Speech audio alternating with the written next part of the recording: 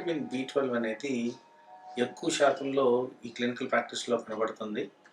దానికి మేజర్ కారణం ఏంటంటే డయాబెటిక్ పాపులేషన్ పెరుగుతున్న కొద్దీ ఈ బి12 అనేది డయాబెటీస్ ద్వారా కూడా వస్తుంది. అంటే దానికి ఎక్స్ప్లెనేషన్ ఏంటంటే మెట్ఫార్మిన్ అనే డ్రగ్ కామన్గా డయాబెటీస్లో వాడతాం. దానికి ఉన్న commonest side effect B12 deficiency. అలాగే డయాబెటీస్ వల్ల కూడా కాస్త బి12 డెఫిషియన్సీ వచ్చేదానికి అబ్జార్ప్షన్ ద్వారా ఎఫెక్ట్ అయ్యేదానికి ఆస్కారం ఉంది. అలాగే నార్మల్గా ఈ బవల్ డిజీజ్ అంటే జీర్ణశక్తి కోల్పోవడం కూడా ఎక్కువగా కనబడుతుంది.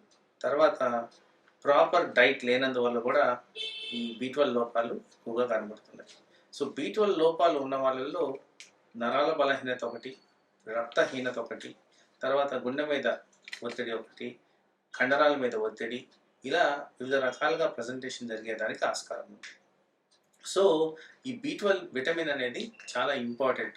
దీన్ని క్రూషియల్గా కంట్రోల్ చేసుకోవాల్సిన అవసరం ఉంది.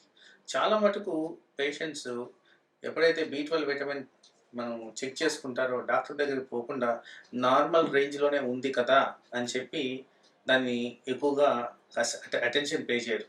So B12 normal range around 200 నుంచి 900 వరకు ఉంటుంది.